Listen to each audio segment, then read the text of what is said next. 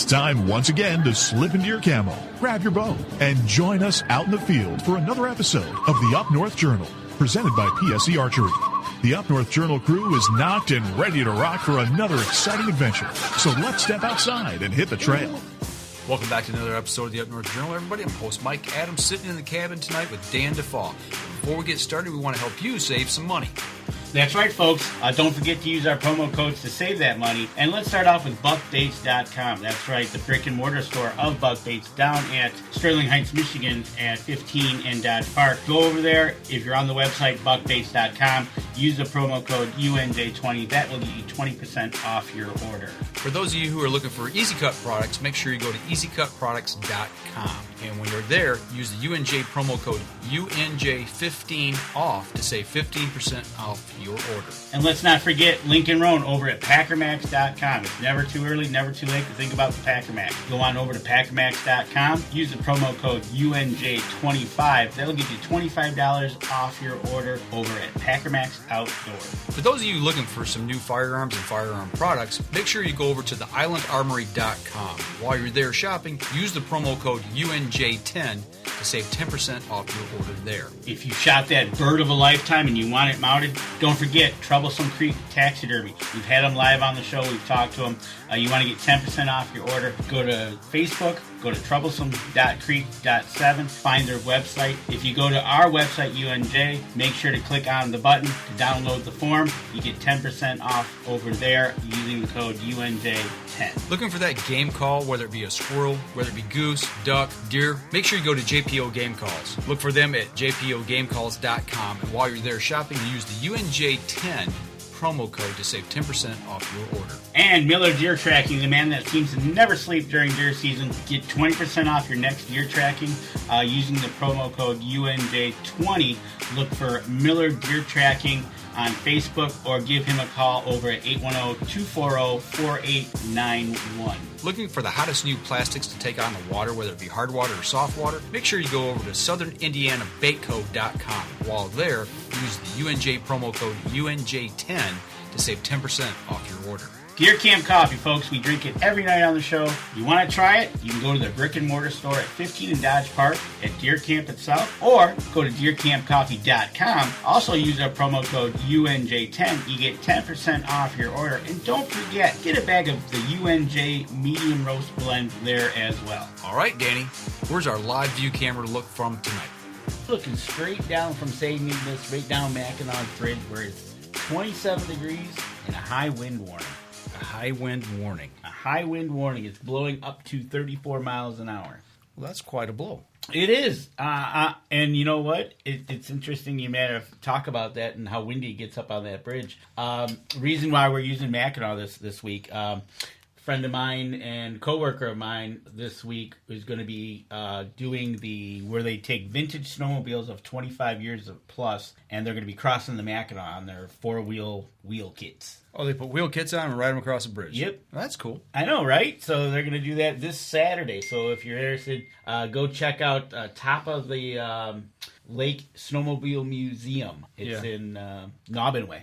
Okay. So go check them out. They're going to be doing that this Saturday, December 10th at 9 a.m. So if you're interested, go watch some vintage snowmobiles, cross the Mackinac Bridge, and go visit the snowmobile. There you go. Museum. So you going up? No. You don't know, or no? No, I'm not going up. No, you're not going up. I am not going up. Okay, I thought maybe he's going to break out a sled. You got a sled? You know what? We had this conversation last night. Actually, we're talking about sleds versus four-wheelers, and we used to have a sled. We used to take a sled snowmobiling all the time. Okay. And for some reason, it seemed to work out, but as I got older, and we didn't have as much snow, it seemed, in November. Right. And we'd take it, and it would sit there. Right. And so eventually we ended up buying some ATVs, and we used those instead. Adam Wynn said that he crossed last year in a high wind warning and had to use an escort to get across.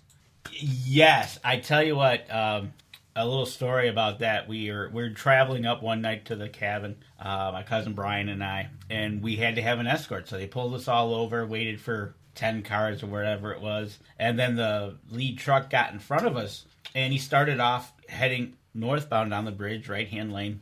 It was all right. We're going, 20, 25, taking it slow, high winds. And then he started to veer to the right. And then he bumped off the tube bumper. Yeah. Yeah. He bumped off those. A little catch rail. Yeah. We're like, what's he doing? And he did it like 2 times. Yeah. And it was kind of nerve-wracking going, we're hoping nothing's wrong with him, but it was just one of those things. We're being escorted over and we're all supposed to follow this guy? Yeah. It was not a good feeling. I could see why. Right? So how have you been? Been working a lot. Yes, unfortunately you had to work Thanksgiving. Yeah, we've had some issues at work that we're dealing with, and we're shorthanded again, and that means weekends and holidays and whenever they need extra people, which is just about every other day. You're that extra peoples. We're pulling some double duty, so yeah. Exactly, and well, I guess Uncle Sam's gonna like you. Oh yeah, he loves it. Right? Yeah. I work twice as much and I get half the pay. For sure. You sit there and you put in those hours and you just see that number disappear. And you're like, you're welcome. Yep. Thanks. So, but we didn't know what we were going to talk about tonight, but we were going to talk a little bit starting with deer and going with the deer numbers and talking about that and what we're seeing. It looks like we're probably on track for a normal. Well, let's just see. Where are we at? Because this is the new thing. We can pull it right up on our phones. I did it right before the show started. I pulled this up at 7:25 p.m. State of Michigan right now. 264,590 registered. So we're now into what? Today's the 7th. So we're into, muzzleloader season starts this weekend, I do believe, in certain areas. We're back into archery season. So, yeah, things are slowing down. So, we might hit 300,000. I don't know. What do you think? I think so. It's kind of looking that way. So now, when what's nice about this, you go on, you get the app. We talked about this when you went in and we registered our harvest, which was actually pretty easy. But as I bring it up, as fast as it goes. So right now, let's see at a touch of a button, the 3 top counties now for bucks is Mount Calm, Sanilac, and Jackson. Okay. Actually, I think... that's Mount Calm's kind of west. Yep. And then Sandlak's up in the thumb, and then Jackson's down central lower. And I think Newaygo and Lapeer, we're up there, but I think Jackson has overtaken those. Okay. Ooh, Saginaw's a big one, too, as well. Yeah. A lot of farmland, all those places. Right. And then for antlerless, we're looking at Newaygo, Sanilac, and Lapeer. Okay. So it almost looks like buck-wise, they're almost taking $2 for every doe in Mount Calm. It's a little bit closer. Oh, in Sanilac, it's about the same, 2 for 1. Newaygo's actually pretty close. They're about 1,000 off. And Lapeer's about 1,000 off. Well, I was looking last week at one point, and curiosity got me. I'm like, is there any counties that had more does taken than bucks? Or as, like right at the same level? And I think there was only 2 counties where does outnumbered the bucks, and it was basically 1-to-1. We're talking like less than 100. Oh, okay. Between them. Right. So, yeah. But most counties are 2-to-1, 3-to-1. So, but there's this, this experiment that it's not experiment. I mean, they're using it now, but we've asked for this for a long time, and now that it's implemented, it's nice to be able to take a quick look and see where things lay, see where the deer are being taken at. And there was something, I don't know, did we show this last week? It'll be interesting to see how fast the at the end of the seasons, because I think we go into Did I show this January. map last week? Yes, you did. Okay, then I don't need to show it again. I couldn't remember. It'll be interesting to see how quickly the tallies come back in the new year. Yeah. When they say, hey, this is what we did for the year. Right. I think our last season ends in January, the urban hunts. Yeah, like the first, second week, something like that. Yeah. I don't know how far they go. Maybe they go with the whole month. I'm not sure. Right. That's the one down in the southeastern part of the state of Michigan. Yeah, lower. the urban hunt there. And but hey, we did our part. We signed up. It just... Unfortunately, it's just kind of not the same. There was a place in Escanaba where you could stop if you wanted to. Mm-hmm.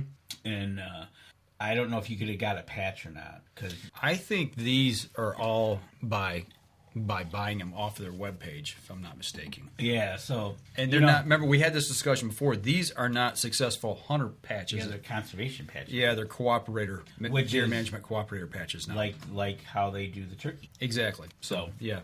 Anyway, I think we're on the right track. I think these $8 is what they were? Yep. $8. So. 8 for those and 6 for the turkey ones. Okay. So, I think we're on our right track. Let's do it. I wonder if we're going to do that with the deer patches. Not the deer, I mean the bear patches.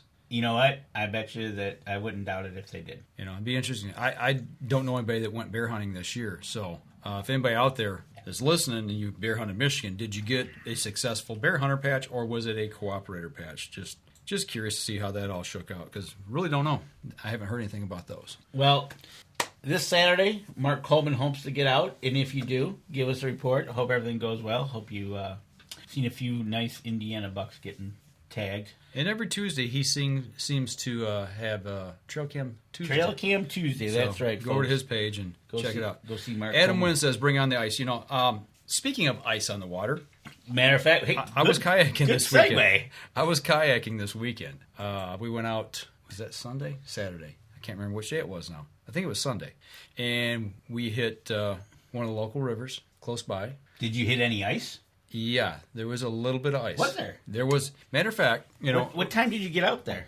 Right before sunset. Okay. 4:00, we got to the boat launch. We went to Frankenmuth, went to the Cass River. There was really no current on that river to speak of. Actually, it was the way the wind was blowing. The current was actually going back upstream. But we got on the water. We put Christmas lights on the boat. We had a good time. All Christmassy. Put a little Santa Claus on front of hers. Right. Nancy had one on hers, and So we you had got Santa hats on. Did you staple antlers to the little Murphy? Murphy didn't go. It was a little too cold for him. Okay. So, no, we bundled up, had all of our, she had her dry gear on. I had a couple extra layers of my wet gear on. And we got down the river a little bit. We didn't go real far. We wanted to go downtown, go under the bridges, go down by the dam, take some pictures of the lights and come back. But on the way down, the sun is setting. It's basically set at the point where we hit the ice. And, up along the shore on the south side of the river, it was out in the water probably 10, 15 feet. Really? On the one side. It's the only patch of ice I saw. And as she was going by, she took her paddle and was, trying to chunk at it. And it gives some good resistance. I was like, "Ooh, that's a lot thicker than I thought." Yeah. I didn't think we'd have that thick of ice. Yeah. So there was ice on that river, but that's the only place I saw it. Okay. So Did you get a picture of your lights? Oh yeah. All right. Yeah, it's on Facebook. Go to my page. I You know. can see them. So Hey, Billy Hoffman, thanks for joining us tonight. Yes, Billy Hoffman. I'm going to quote you here in a little bit, Billy Hoffman, when we talk about those boots in the next segment. But just getting out and doing like next up is ice fishing. It's kind of been a weird warm. It has. It's been just warm enough to keep ice off the water in most of the places. We're not seeing any big ice anywhere yet. Obviously, up north it's probably a lot colder in the UP. And Adam said he's heading up to Gladstone second week of January, so he'll be up on there. That's the big water right there. Yeah, right? he's gonna go up onto the bay, I think. So if there's ice, I last year I was up there in February. And literally, it took one day, and the ice blew out. Okay. And that's kind of a scary. We walked it. Oh, that's right. And when I went out with Denise, we must have walked a couple hundred yards out, half-mile out. Okay. It's like, tomorrow we'll do some ice fishing. All right. Come back and there's no ice. Next morning, wake up and I'm seeing waves. It's like, oh yeah, we're not going ice fishing. It's on its way to it was Minnesota. it was heading south. So you were on Lake Michigan. Yeah, I was on you Lake weren't on Michigan. Superior. Okay. No, I was on Lake So it was Michigan. headed towards Wisconsin. South. Yeah, it was like, wow. What Mother Nature can do in a matter of hours is just amazing. Right. Troublesome Creek Taxidermy on tonight, watching with us, who has sent us this fine mount right here. I want to give a quick shout out to him. I actually saw a ton of ducks and geese when we hit the river there in Frankenmuth. The ducks were coming in, they were landing, and I mean it was just like I thought we were on an aircraft carrier because man they were just dumping, dump. Really? Dump. Yeah, I it tell was you pretty what, cool watching them come in with the sunset behind them. Any open body of water, there's a lot of ducks on it right now. Yeah, if I wasn't rigging the kayak, I should have been down there taking some photos because it was just beautiful. And then as we headed up and we got past that ice shelf, there on the side, there was probably 150, 200 geese, and they took off and flew out. I got a little video. Really? Of that, yeah. So, that's awesome. But if you guys are waterfowlers and you're looking for a place to get some taxidermy work done and get your bird back within the year, which nowadays is unheard of, get a hold of Troublesome Creek Taxidermy. You got the link on our page. Yep, go to our page, check out the link, get a hold of him, talk with him. He'll walk you through how to take care of it, how to get it properly shipped to him. And then, when we had him on the show and we unveiled it, we unboxed it, how he shipped it up here, and get that taken care of. But use that form to save some money too. Yep, absolutely. And then get your duck to last a lifetime. Adam Wins, are you south, or were you south of I Escanaba? was in Bark River, which is south of Escanaba, half hour. Okay. Yep, which was really cool. I think, Bark River, yeah. And, but yeah, like I said, Mother Nature is just an amazing feat. Well, I'll tell you what. Let's go ahead and take our first break here. We come back. We want to talk about what you put on your feet tonight. So we don't know how long we're going to go. We may run a short show tonight. We run out of stuff to talk about, then we'll wrap it up. But we definitely want to talk about some boots and what you wear out on the water, or not on the water, on the ice, the hard water, or out in the field. So we're going to step outside, take our first break, and we'll be right back after this.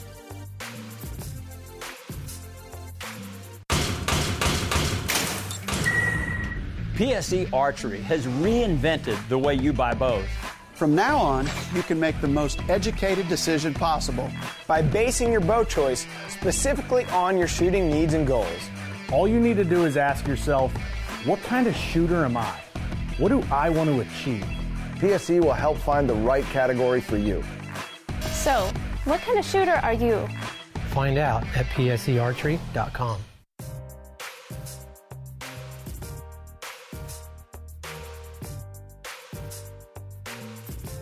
Welcome back, second segment of the show. Sitting here in the cabin. You know, last week we didn't have a show.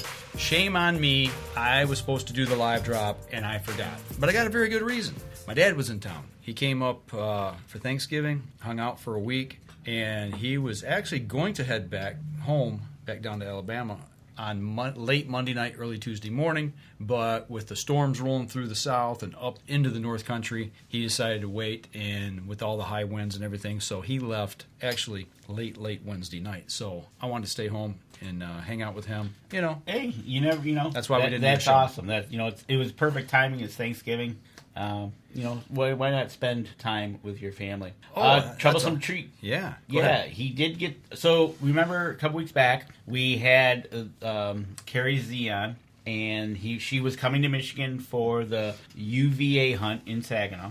And it looks like Troublesome Creek did get the 4 birds from that hunt. And he says it won't be long and they'll be heading back home. Nice. And actually, when those get back to their destination, we want to have Troublesome Creek on, and we want to have 1 or 2 or as many of the girls that went on that hunt that we can get on the show. You know, we might have to make that an adult-only show. We're going to put a disclaimer on that one right off the bat, because you spent time with them and, you kind of talked with them, and we're going to get them on the show when they get their birds back, and, we might have to... that'll be a great show. There'll be some words dropped, I'm quite sure. So, but, no, we want to get everybody on. That way we can talk about the process they went through to get the birds to Troublesome Creek, and then have them talk and show the birds exactly as well. And I want to know how that lady did it. Actually, one drove from Colorado and the other one drove from Kansas, and then Illinois and Wisconsin. And I want to hear about that story, how their drive was. Yeah. That's not just a couple-hour drive. No, it's not like us just driving up to the bay. So, right? But no, I was fortunate to be able to meet them all. Nancy and I went and met them in Midland and had dinner with them and hung out, and I laughed so hard. My belly hurt. I mean, it was just a laugh fest. There's some stories that we're definitely going to drag out of them, because it was a good time. And what have we been saying? Making memories and absolutely. Having a good time. So can't wait for that show. What we wanted to talk a little bit about was during hunting season, bow season. Now we're into December hunts.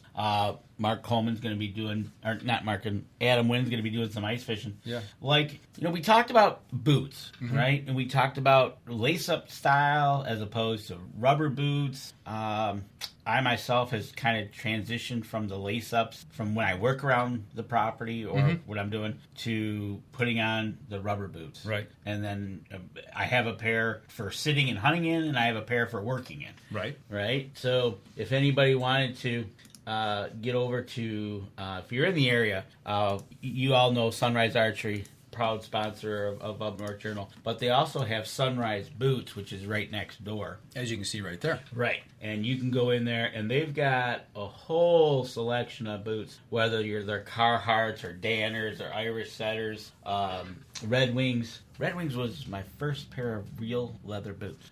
Timberlands, Woods and Stream, and so on. But what have you been doing? I've wore about half of those. Really? Yeah. There you go. Yeah. So, Yep. you know, what we're going to do is just talk a little bit about what's on our feet and trying to keep them warm. I found that even being zero, the rubber boots, I can keep my feet pretty warm in it. Yeah. It depends on what I'm doing, honestly. My knockabout boots that I had, this was back years ago, Irish setters, had those things forever. Wore them until they fell off my feet, basically. You know, actually, I bought those in 2013, and I can tell you the exact day I bought them because when we had the house fire, the only thing I had left was what I was wearing, and I had an old pair of tennis shoes that were just ratted out that I'd mow the yard in. Okay. And when we went to buy that, you know, the next day we met with the insurance company. We got, you know, a small check to be able to go buy some things. You know, first thing we did is we went and we bought shoes and boots or whatever we needed, and then a few clothes. But I bought Irish setter hiking boots, and I wore them up until, I want to say I think last year was the last year that I wore them. And I actually went to Sunrise and I bought Keens. Not Keens, I'm sorry. I tried Keens on. I got oboes. Okay. That's what I wear now. And I love them. You know, the Keens fit real good too. And I can't remember what the difference was between them, but I went with the oboes instead. But and that's the lace-up boot that I use now for knockabout every day. If I'm hiking, if I'm like going to tack when we were shooting tack, that's what I wore. All right. You know, climbing the mountain. Anything that involves anything rugged, I'm wearing my lace-up leathers. And then, you know, you mentioned Red Wings. I had Red Wings. That's the first pair of leather boots that I had from years ago. And actually, I think they're still in the garage. Really? So, yeah. So Billy Hoffman, I'll use your comment now. He uses regular work boots with no insulation. He uses wool socks and boot covers. He says they're awesome. He's a foot sissy, and now they never get cold. Well, the boot covers are an interesting thing. That's something I haven't really thought a lot about. I know people use them. I've heard a few people that use them, and when the ones that do, they love them. You know, in my mindset, you know, I went to rubber boots hunting probably 10, 12 years ago. I used to use lace-ups, you know, insulated boots. Wouldn't keep my feet quite warm enough. And then, I got kind of into the scent control game. You know, wanted to, watch my scent. So I went to rubber boots. Everybody said rubber boots is the way to go. And, then you get insulated rubber boots. Then you're getting them, with the Thinsulate and, all the 1,000 grams, 1,500 grams, 500 grams. Yeah. So I was using them. I was using them on the ice when I was ice fishing. Kept my feet warm. Adam uses rubber boots with 1,500 grams for hunting and ice fishing. I understand it for ice. I definitely understand it for ice fishing. And that's what I used to have was lacrosse, and I had 2,000 grams. I remember being on the Saginaw River. It was the middle of February, and we were going to go hit the ice. It was 9 below all day long. Right. Driving up to the Saginaw River to meet everybody and get bait, it was 9 below. And it stayed 9 below the whole day. Right. And we set out in the open on the river, on a little stool, bucket, whatever, fishing, jigging through the hole. My feet never got cold. That's what you can only ask for. What and I've lately seen a couple hacks to keep your foot warm with older, bigger socks to put over the boots, which is kind of like the booties thing. Yeah, right. Those are kind of cool too if you're going to be planning to sit in. But I will say, rubber boots, and this is a problem, and this is where I think Billy's comment comes in and supersedes the rubber boots, because if you're hiking in and walking in, doesn't matter what time of the year it is, you break a sweat, you get a little wet. Well, your feet do the same thing. And in a rubber boot, it holds that moisture, then your feet are wet. And what happens then? Then they get cold. Right. That's why a change of if you're to be out there all day, a change of socks when you get there, change them out. You can probably hang them and they'll probably dry during the day. Yeah. And, keep as much moisture out of there as possible. Absolutely. And a rubber boot, that's a must. And that's where I think, like Billy said, he wears wool socks that wicks the water or the sweat away, the perspiration away. And if they're regular boots, that moisture is going to evaporate out of them. Right. And what we do is when we get back to camp that evening, we have a boot dryer, and we just flip them, put them on there, turn it on, and let them dry it out. Mark Coleman uses lacrosse as well, 18-inch rubber boots for hunting, and he uses mucks, 14-inch rubber boots for everything else. He rolls the tops down for easy slip on and off. And that is another thing nice about rubber boots is the on-off, just slip your foot in, pull them up. Yeah.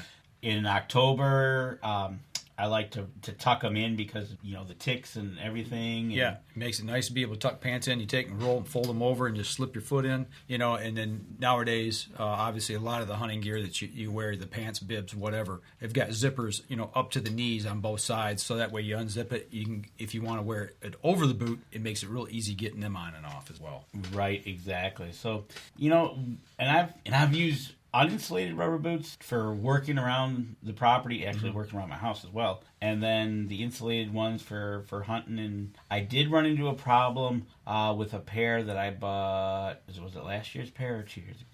They started cracking. Okay. I had my older lacrosse did that, but they were probably 10 years old. And I wasn't happy, so I got some shoe goo, and I filled it in, and it's good to go. Now, I will say, if you use rubber boots, well, really, this goes with any boot because they got a rubber sole on them. Be very, very cautious using anything that generates ozone around them. Yeah. There's people use that for scent control. There's different units that people will use. Outside, there's different units they'll use inside or use in a bag or in a vehicle, whatever. But that will, over time, will start to break rubber down. So you need to be very, very careful about that. Yep, exactly. So, plus taking care of your rubber boots as well as rather your leather boots. It's just, do you go with one pair of socks or 2 pairs of socks or 4 pairs of socks or 10 pairs of socks? It depends on the weather. Usually during rifle season, I wear a regular pair of socks, and then I'll put on my scent-lock socks over top of that. Kind of gives me some cushion, keeps it wicking away, and then I got the scent control. But I have noticed, even with doing that, if I break a sweat, my feet stay wet, and that's not good. Right, exactly, and that's what'll... For sure. How important is tread on boots, or does it really matter? I think it depends on the terrain you're hunting in. Yeah, I think it really depends on the terrain you're hunting in. Are you in a sandy situation, rock, stones, ice? It's not going to matter. Mm-hmm. You're going to go flying. You just got to take your time, walk like a penguin. I know during early season, if I'm not really worried too much about scent control, depending on what type of hunting I'm doing. If I'm doing like small game or whatever, I will wear my Danner boots, and those are just lace-up boots. So, but those will, you're doing a lot of walking in small game situations where you don't have, it helps to get rid of that perspiration. Right, exactly. Here's an interesting one from Adam. He's had his boots for almost 5 years, and the only thing wrong with them is he says the camo is fading. Interesting. My cousin has a couple pairs of camo boots as well. And he bought this one pair, brand new pair. It was mossy oak tree stand. And literally, because of how it worked, they were almost really white. Okay. And literally, when he was coming out of the woods at night, they'd shine. He was like a dark figure, and then he had these 2 white pillows on his feet, walking away. Yeah. And it was interesting. Then I started really looking at, depending on what fabric it is or what it is, the camo tends to come out differently. Yeah, I used to be with Mossy Oak for a while, quite a while actually. No longer am. But with that being said, we always talked a lot about patterns running, the different patterns they use, and then what material they run them on. Depending on the material and the color scheme, it could create a shine, depending on what they put that on. Exactly. It really depends on the material. And he was kind of upset because he's like, look, man, I'm perfectly, a darker shade, and I got these 2 glowing things on my feet. Yeah. And Adam says that they're fading. I don't think you got to worry about it fading. I don't think the deer's going to care. I was going to say, the camo, for the most part, is more for us. Right? Really Mark Coleman says he really likes thick soles with a heel. Having a heel is necessary when climbing into a ladder stand. Yes. Yes. Yep, absolutely. Yeah, you'll find out why if you don't. Yep, great point. Right? That's a great point. And what I found, talking to guys, and just like sitting here talking with Danny, seeing your guys' comments right now, I can ask, what kind of boots do you wear, or what kind of socks do you wear, and if you ask 100 people, you're going to get 90 different answers. That's why I literally think you get something in mind, do your homework, whatever. Go out and try them, but don't be afraid to say, okay, I'm going to buy this other pair. Yeah.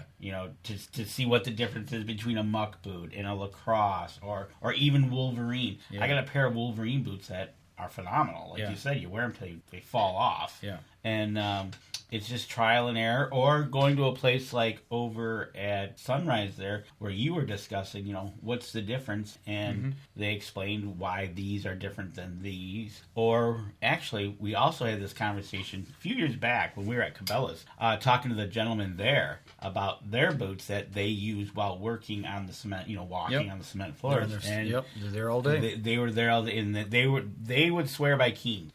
He would hands down, Keens are the best. They liked in store, get them in the store as well. So talking to people too is a great thing. It's just you gotta try them. But making that switch is kind of sometimes is like, I don't know. But people do it. People are brand loyal, and there's nothing wrong with being brand loyal. But that's why I went out, like you said, I went out to Sunrise when my Irish setters finally give up the soul, so to speak. Right. Literally. And I mean, I wore them every day, for, 13, probably 8-9 years, and maybe close to 10 years. And they just finally give out. But, I've got the oboes now, and I've had them for probably a year and a half, and I wear them all the time. I wear them everywhere I go, except for, like I said, I don't hunt in them. But I've worn them in a lot of different situations. They got a good tread on them. They feel good on my feet, give me good stability. And that's another thing, what are you looking for stability? Do you need like something that's got like an 8-inch wrap on it on the boot, or do you need something a little taller? You just got to go to your local store and give them a try and see what they've got. And that's the thing. Even if you're brand loyal, try something else on. Crispies. Oh, yeah, right? The guys that turned us on to them, I mean, those are nice boots. They are very nice. It's like wearing boots. pillows on your feet if you want to right? do, a sneak stalk on deer or whatever. But you get what you pay for. Right. And another thing, using any type of boot on ice, Adam says you need cleats. On the ice, and tell you the truth, I actually used the ice cleats when I was taking the dogs for a walk. Okay. Because when I was walking out in the back and stuff, you'd come across a road, and they weren't really used a lot. And there'd be ice, and I didn't want to go flying, so I would do Mark that. Coleman, I understand why you wear rubber boots for mushroom hunting. That is tick season big time, so that is smart to do. So right, and I talking over Thanksgiving. Matter of fact, that kind of they hunt up in Hillman. Mm-hmm. And he said this year, for whatever reason, was the worst he's ever seen it for ticks. Really? Yeah. And I'm like, I don't know about that, but I've had it other years. But it could have been area dependent, where he was in a new spot. I know that one time we were out turkey hunting and we sat under those pines. And big mistake. That was a big mistake. Big mistake. But anyways, having those rubber boots tucked in, you try to prevent as much as you can. And obviously everybody, for Mark Coleman for Father's Day, he'd like a pair of boots. You need to tell Mrs. Coleman about that. Right? But, then wearing the rubber boots, like whether you're morel hunting, especially turkey hunting, you can be walking and it can be dry, and the next time you're getting into puddles and don't have to worry about your feet getting wet, and it becomes miserable. So get a good pair of boots. Yeah, so we I think the biggest takeaway for me, though, the thing is to think about is getting that perspiration away from your feet, whether it be, even if it's hot weather or cold weather, either way, rubber boots is going to hold that moisture in. That's the big thing, is thinking about getting rid of that moisture. Getting rid of the moisture, changing your socks if you can, getting your feet out of the boot to let them acclimate and then put them back in is a good idea. Speaking of socks, how many pair of socks do you wear? Okay, so I wear 2.5. They're not a full sock. Yeah. Well, because it's so thin. It's like that thin layer sock. It's really thin. He wears pantyhose. Not quite, but a thin layer first, and then 2 pairs of wool socks usually. Gotcha. And then depending on when it is, it'll be 1 or 2 pairs. And then what we'll do is I'll take an extra pair. Okay. And if I feel my feet, extra wet, I'll take them out and I'll switch them out. So you take extra socks with you in the field. Yeah, smart thing to do. Well, that it's just, and then if I got the heater going, I can put them over the heater and steam them out. You're deer hunting, man. It's all good. All right. My feet smell good. Yeah, okay. On that note, we're going to take a break. And when we come back... Danny's got some video to show you. Yeah, if you have been paying any attention to any kind of news this week, you will see the video that we're going to show here after the break. One quick thing here. Mark Coleman just said, get the right fit, because if you don't, you will despise wearing boots. And not only that, if you're going to get boots and you're going to wear them to like an event like TAC, make sure you get them soon enough that you can break them in before you go. Otherwise, your feet are going to be sore and blistered. Okay, so that's a great tip about getting properly fitted boots, because if you're going to be wearing 2, 4, 6 pairs of socks, try them on with that many socks on. Absolutely. And don't find out when your first day of hunting is that 2 pairs of socks are pretty tight. Yeah. Your feet can't move. There's no air. Right. So, all right, we're going to step outside and take our next break. We'll be right back after this. PSE Archery has always dominated the speed category. Now, the most revolutionary cam system ever to hit the market has perfected the shooting experience.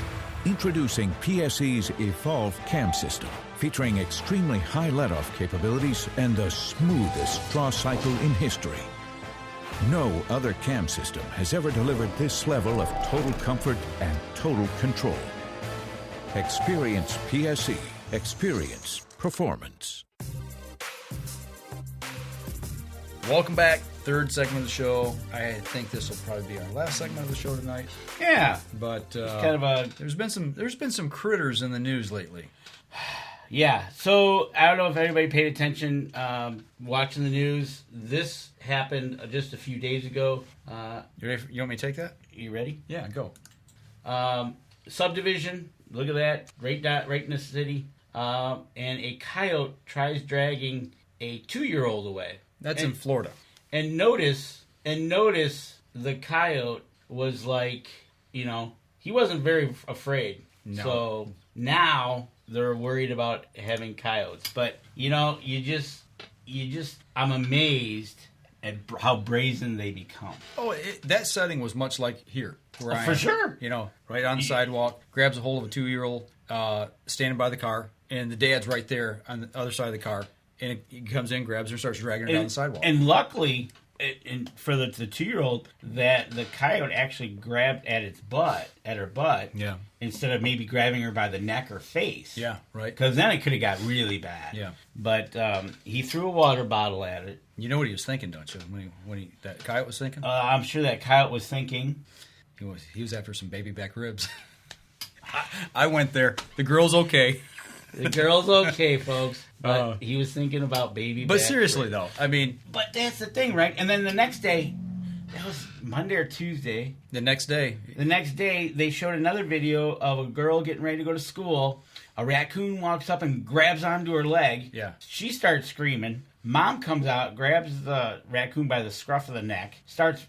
swinging it around and trying to get it off the leg. Then it latched onto her arm. Yeah, then she's doing one of these, and they both ended up having to get shots. Did they give him rabies shots? I think so, yeah. And it just it's amazing when these animals get brazen. And at lunch today, matter of fact, we were talking about a possum. Mm-hmm. And my coworker had a possum fall into his garbage can. And he went to go throw something out and looks in and it's hissing at him. Yeah, right? he grinned at him. Oh, he grinned at him. Yeah, it definitely. Mark's awful, Mike. Right? Funny but awful. Sorry, Mark. I had to go there. And you're right, Tammy. That's one thing. It's kind of funny when this happens. When we're building communities in their habitat. Mm-hmm. What do you think is going to happen? Right? Yeah. So back to the possum. He's like, what do I do with it? So he took it out to the middle of the street and dumped it in the middle of the street. And he kind of took a broom and tried to shoo it away.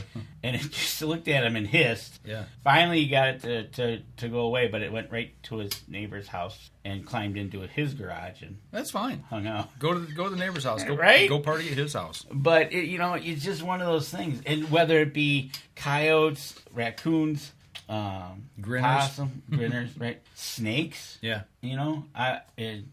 Well, out west, scorpions. Oh, right. Yeah, I watched. I think it was Dirty Jobs, wasn't it? I don't know. It was one of those that they have professional scorpion hunters. They'll come out to your house and they use a night light and. Oh yeah, because there's something about them that makes them iridescent. Yeah. Yeah. And I don't know. It just. Mm-hmm. Whew. And we were worried about ticks in Michigan. Yeah. Well. It is what it is. But no.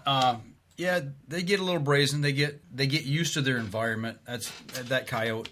He's probably rummaging, stealing pets through that neighborhood, surviving, and he just saw an opportunity. And you think about a 2-year-old, how little they are. is something they can get a hold. I mean, they pick up fawns, they drag them off. Right. You know, it's comparable in size. Coworker again had a outside cat, and they were, and one day Mr. Coyote decided to take it away. Yeah. Danny's backyard's a haven for critters. That is true, Mark.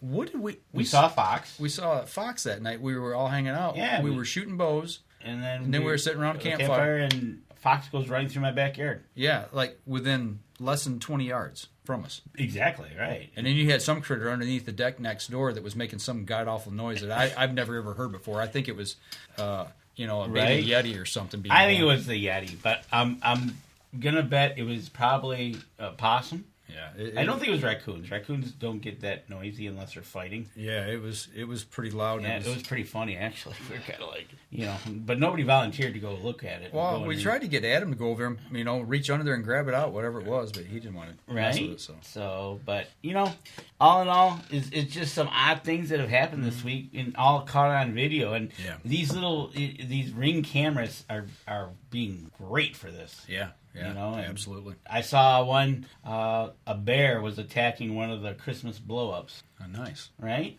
So he's going to get coal in his stocking. Right? But hopefully we'll get some ice here soon. Get out on the hard water up here in Michigan. There you go. But I don't see it happening really soon because I don't think the temperature is going to be taking any nosedives. I looked at the next 2 weeks temperature-wise, and it's looking like it's going to stay above freezing during the day, a little bit below freezing at night for the next 2 weeks here in Michigan. Well, you're even thinking about getting out this weekend back out on the waters kayaking. So yeah, we're going to go. If it's not super windy, we're going to go again, or raining. We're going to go Saturday or Sunday. Probably up towards Bay City and hit some of the canals. Throw the lights back on the boat, get out and have a little Christmas fun. There you go. Do you think maybe, and it's not really 45 minutes north, but you think you're going to have more ice there in the canals? I don't know. I'm not sure. I don't think so. Not what I've seen. Like today. Yeah, it was raining. Yeah, I don't think you're going to see any ice here until probably, unless we hit a real cold dip right around Christmas. I still don't think we're going to see any ice until probably the first of the year. I'm going to agree with you on that, and we'll find out from Adam when he goes up in January. But usually we don't start talking about, hey, we might go out till January, February. Yeah. So Adam, might want to take your boat just in case. Let somebody else go first. Yeah, there you go. So. But, that's all we got for tonight. Unless y'all got anything else. I didn't see anything else here in the chat. Yeah, so we'll come back next week. We'll see what we can rummage up, get somebody on. Other than that, we're barreling towards the end of the year, folks. It's hello 2023. Well, we got to get through Christmas first. So next week will be the 14th. I'm going to say probably the 21st. We're not going to do a show. That's right before Christmas. So before Christmas. We'll take Christmas break off, and then probably looking back in. If we don't do one the following week, we'll jump in right before ATA. Yeah, we'll probably maybe try to get in a wrap-up show in the next 2 or so and kind of revisit the year and how it went and talk about what we did and start lining people up for next year. Yep. Like we talked about the lady duck hunters, try to get them on. Mm-hmm. We got some other things we want to get back on. We'd like to get the DNR back on. Yep. Talk about the project they've done with the numbers. Yep, and see how that went.